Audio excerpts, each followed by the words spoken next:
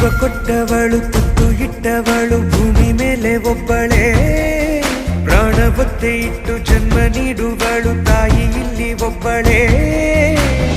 ಕಾಣುವುದೇ